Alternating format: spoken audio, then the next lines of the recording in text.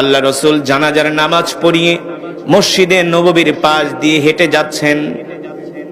হঠাৎ করে আল্লাহ রাসূলের কান মোবারকে সুমধুর কণ্ঠে, সুললিত কণ্ঠে কোরআনুল কারীমের তেলাওয়াতের আওয়াজ ভেসে আসছে।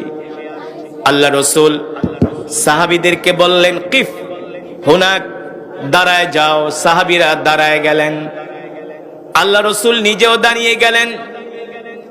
আল্লাহ রাসূলের দাঁড়ানো দেখে সাহাবীরা অবাক হয়ে গেলেন। আল্লাহ নবী প্রশ্ন করলেন, শোনো, তোমরা কি কোরআনুল কারীমের তেলাওয়াতের আওয়াজ শুনছো নাকি? সাহাবায়ে কেরাম বললেন, ইয়া রাসূলুল্লাহ, নাম, আমরা কোরআনুল কারীমের তেলাওয়াতের আওয়াজ শুনছি। আল্লাহ রাসূল বললেন, ও সাহাবীরা শোনো, যতক্ষণ পর্যন্ত কোরআনের তেলাওয়াত হবে ততক্ষণ পর্যন্ত আমি নবী দাঁড়িয়ে দাঁড়িয়ে কোরআনের তেলাওয়াত শুনবো। আল্লাহ নবী নিজে দাঁড়ায় গেছেন, আল্লাহ নবী কোরআন শুনছেন। আর সাহাবায়ে কেরামদেরকে প্রশ্ন করলেন, ও সাহাবীরা, কে এত সুন্দর করে কোরআন পড়ে?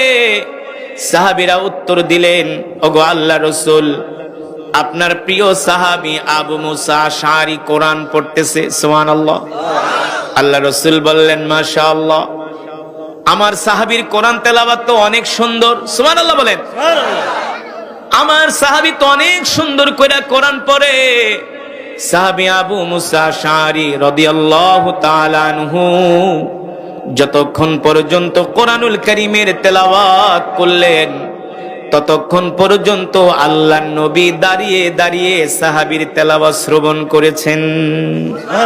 তো আল্লাহর নবী যদি দাঁড়ায় দাঁড়ায় তেলাওয়াত শুনে, সাহাবীরা কি পিছনের দিকে ভাগছে নাকি? আমরা হলে তো ভাগতাম। আমার বাড়িতে কাজ আছে, আমার বাজারে যেতে হবে, আমার হাঁটু ব্যথা, পায়ের ব্যথা, গ্যাস্ট্রিকের ব্যথা, আমরা বাহানা দিয়া চলে যেতাম। সাহাবায়ে কেরাম আল্লাহ রাসূলের পিছনে দাঁড়িয়ে দাঁড়িয়ে কোরআনের তেলাওয়াত শুনেছে। যখন তেলাওয়াত শেষ হয়ে গেল, আল্লাহ নবী বললেন, সাহাবীরা যাও যাও, আমার সাহাবী আবু মুসা আশআরীকে ডেকে নিয়ে আসো। সাহাবী আবু মুসা আশআরীকে ডেকে আনা হলো। আল্লাহ রাসূল প্রশ্ন করলেন, আনতা ক্বরাতা ফিল কুরআন, আনতা ক্বরাতা মিনাল কুরআন, তুমি কি কোরআনুল কারীম থেকে তেলাওয়াত করছিলে? সাহাবী আবু মুসা আশআরী বললেন, ইয়া রাসূলুল্লাহ, আমি কোরআন পড়ছিলাম। আল্লাহ রাসূল বললেন, তোমার তেলাওয়াত তো অনেক সুন্দর, তোমার কণ্ঠ তো অনেক সুন্দর।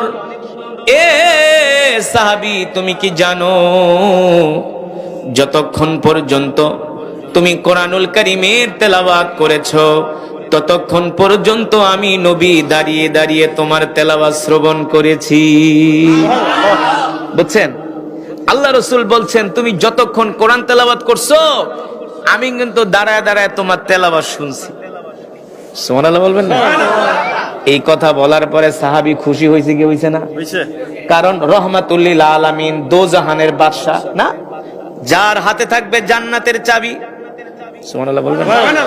যেই নবীর সুপারিশ ছাড়া কেউ জান্নাতে যেতে পারবে না, যেই নবী ছাড়া কেউ জান্নাতের তালা খুলতে পারবে না। হাসরের ময়দানে যেই নবীকে ছাড়া আল্লাহ কথা বলার অনুমতি দিবে না, সেই রহমাতুল লিল আলামিন বলে, সাহাবীরে, তুমি যতক্ষণ পর্যন্ত তিলাওয়াত করেছো আমি ততক্ষণ পর্যন্ত দাঁড়িয়ে দাঁড়িয়ে তোমার তেলাওয়াত শুনেছি। সুবহানাল্লাহ।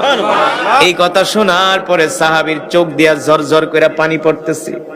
আল্লাহ রাসূল বললেন, লিমা তাবকি ইয়া আবা মুসা আশআরী, এ সাহাবী, তুমি কাঁদো কেন? কেন কাঁদো?